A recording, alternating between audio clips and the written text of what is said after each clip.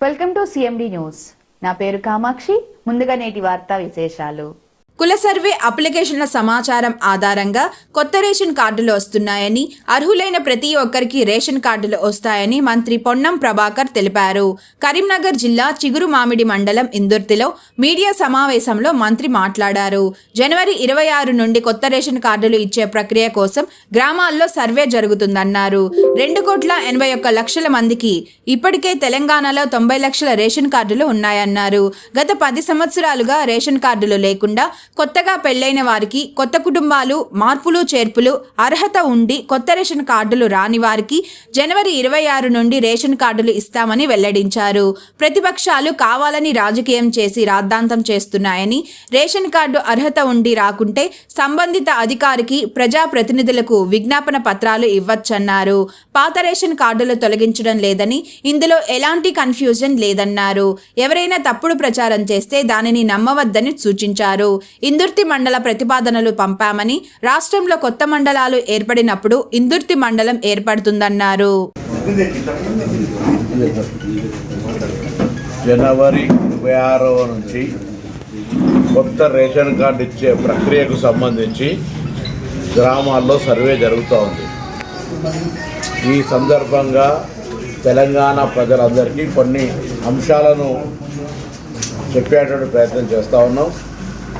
పాతగా ఇప్పటికే 90 లక్షల రేషన్ కార్డులు ఉన్నాయి.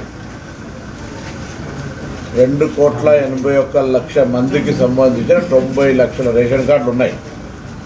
ఇప్పుడు వాటికి సంబంధించిన అంశం కానీ, ప్రస్తావన కానీ ఈ కొత్త రేషన్ కార్డు పంపిణీలో లేదు.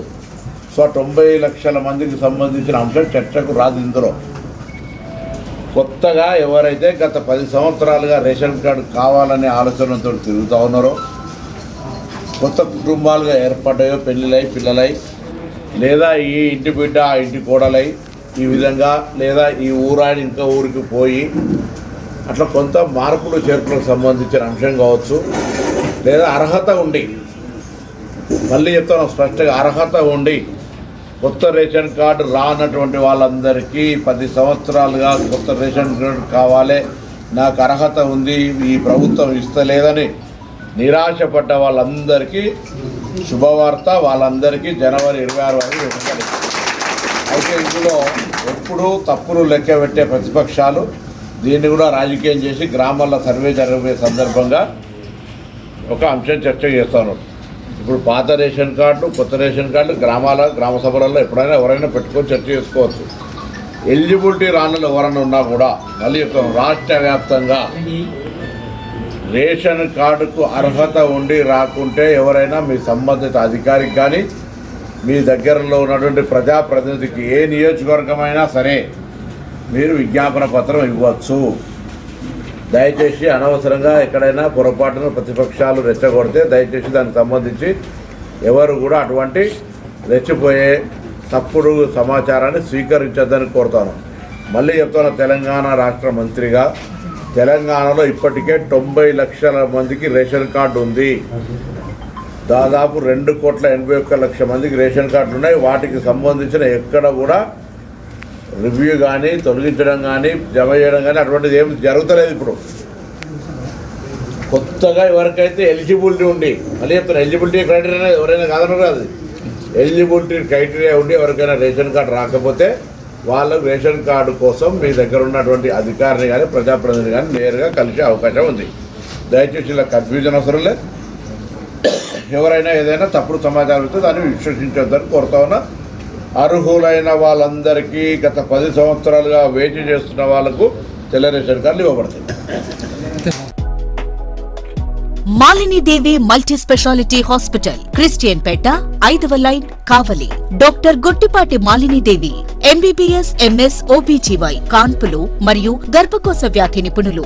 మాలినీదేవి మల్టీ స్పెషాలిటీ హాస్పిటల్ నందు అందించు వైద్య సేవలు: సాధారణ కాన్పులు, సిజేరియన్లు, లాప్రోస్కోపిక్ ద్వారా గర్భసంచికి సంబంధించిన ఆపరేషన్లు, ట్యూబెక్టమీ, పిల్లలు లేకుండా operation, high risk pregnancy, ectopic pregnancy మరియు గర్భసంచి నీటి బుడగలు, గర్భసంచి జారిన ఆపరేషన్లు, రొమ్ముగడ్డలకు చికిత్స, నెలసరి ఇబ్బందులకు చికిత్స, మెనోపాజ్ సమస్యలకు చికిత్స చేయబడును. చేయబడును. స్త్రీలకు సంబంధించిన అన్ని సమస్యలకు చికిత్స చేయబడును. పిల్లలు లేని వారికి ప్రత్యేక చికిత్స కలదు.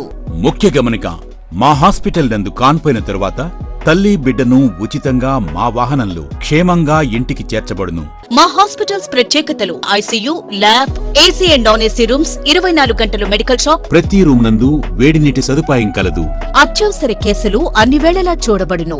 సంప్రదించండి మాలిని దేవి multi speciality hospital, Christian Peta, 5వ లైన్, కావలి. ఫోన్ నంబర్స్ 9398665676 మరియు 08626245166.